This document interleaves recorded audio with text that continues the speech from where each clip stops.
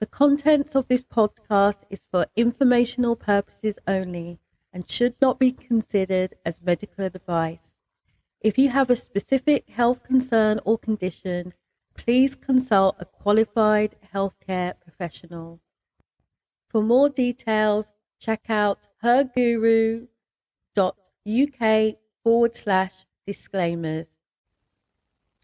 Have you ever wondered how turning your most challenging moments could actually be an opportunity for growth that could actually transform your life? I'm just curious to know, what if I told you that maybe your deepest vulnerability actually holds the key to unlocking unparalleled strength and resilience? Would you be interested? Hello, everyone. Welcome to ABGW, amazing, brilliant, gorgeous, wonderful. I'm Cheryl, your guide on this transformational journey. And today's episode is all about strengthening relationships, those really important ones, friendships, on our path to resilience and recovery.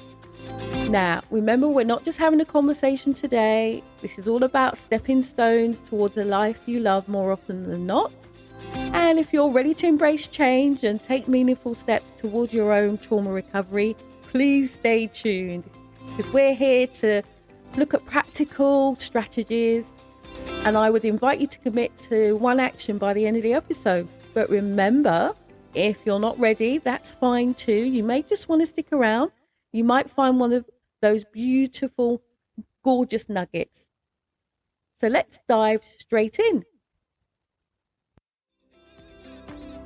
This episode of ABGW is brought to you by Her Guru Coaching and Hypnotherapy, exploring the potential within. Her Guru provides both physical and mental fitness coaching and hypnotherapy services. You can find out more details by visiting herguru.uk. If you've ever seen the film, I invite you to go and watch it. But it's just like that when you're with your friend and when you're being fully present, I'm double lining that here, fully present. It just shows that you care and you want to understand. So what I would invite you to do, if you are willing to do these things, which I hope you are, next time you're with a friend, try a listening exercise. Repeat what they say to you to ensure that you've understood. And I don't mean parrot fashion. I'm talking about the emotions and the experiences that they're trying to convey. And you might even have a no phone policy during these catch-ups to show that you can show devoted attention. That's one of the things that I think is a real scourge of modern life.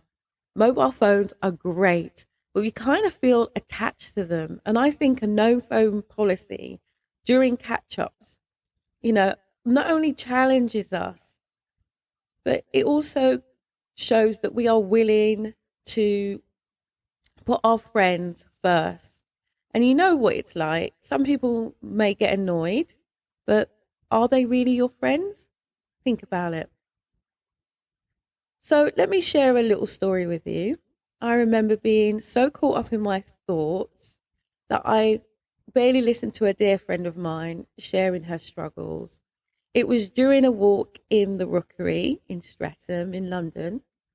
And she was talking, but my mind was elsewhere. And it wasn't until she stopped, looked me in the eye and asked if I was okay, that I realized how important it was to truly listen. And from that day on, I promised to stop and say to myself, be present in every conversation to hear what's being said, not just with my ears, but with my heart. Amazing, brilliant, gorgeous, wonderful. Helping women just like you who are unhappy, perhaps even with your supposedly quote unquote good life. This is a mum and daughter duo, not pulling any punches as we explore trauma recovery and ideas for building resilience. So you work smarter and definitely not harder to create a transformational life, a life you love more often than not.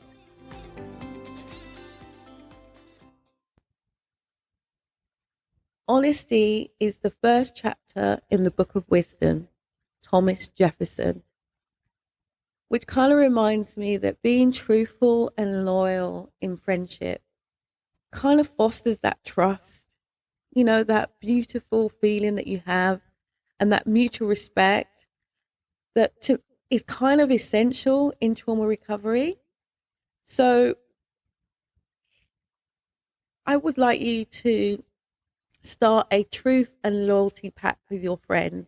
I mean, you don't have to let them in on it or if you don't want to, but I want you to let them know in whichever way is possible for you that you'll always be promised to be honest with them and supportive. Now, there's a caveat to that because I know that's hard. I have lost friends because of the level of honesty that I have been willing to convey. But what I have found is the friends that I have lost have kind of tended to circle back around to me because even if at the time they didn't appreciate what I said, and I appreciate what I said may have been really difficult for them to hear, and often we don't want to hear the truth because we have this fantasy about what's going on. And but the thing is, yourself, people on the outside tend to have a better, more objective view of what actually is going on in your life. So, like I said, even though you may risk some friendships, I would invite you to still convey those facts. Convey the fact that you promise to always be honest and supportive to your friends. And your true friends will always want to stick around. Now, I want to tell you about a close friend who started a business venture that honestly didn't sound promising. Everyone else was cheering her on, but I was worried that they were setting themselves up. She was setting herself up for disappointment. And it was a tough choice, but I decided to be honest with her. I shared my concerns in a caring way. And guess what? She listened to my shock, agreed with me, reevaluated her plan, and ended up shifting to what I believe, and probably is, a more successful path. And that moment not only strengthened our friendship and, deepened our trust in a way that I can never imagine, but for me, being truthful, even when it's hard, even at the risk to the friendship, can really be a cornerstone of a truly strong bond. This kind of reminds me of a friend of mine who was going through a rough patch. I think she was feeling quite lost and lonely. And I remember her one evening, she called me quite late. In fairness, I do go to bed quite early, but you could hear it in her voice. She was almost in tears. And instead of offering advice or trying to fix her problem, which I admit I have a tendency to do in the past, I simply listened and sympathized. And I remember after our call, she sent me a message saying how much the conversation really meant to her. And it was weird because it wasn't about solving her issue. It was more about her feeling understood and supportive. And that's why, I truly get the idea that, the power of just being there for someone and offering a shoulder to lean on is such a powerful thing in your arsenal that you can continue to help people, not just your friends, but people that you interact with in the days and weeks ahead. So there you have it, dudes, a roadmap to nurturing strong and more resilient friendships, I hope. And remember, it's about listening, being truthful, showing loyalty, offering your support and understanding each other. And that because, by fostering these qualities, you not only enrich your friendships, but you also, allow yourself to grow on your own journey of trauma recovery and self-growth. So go out there, be an amazing, brilliant and gorgeous and wonderful friend, and watch your friendships blossom.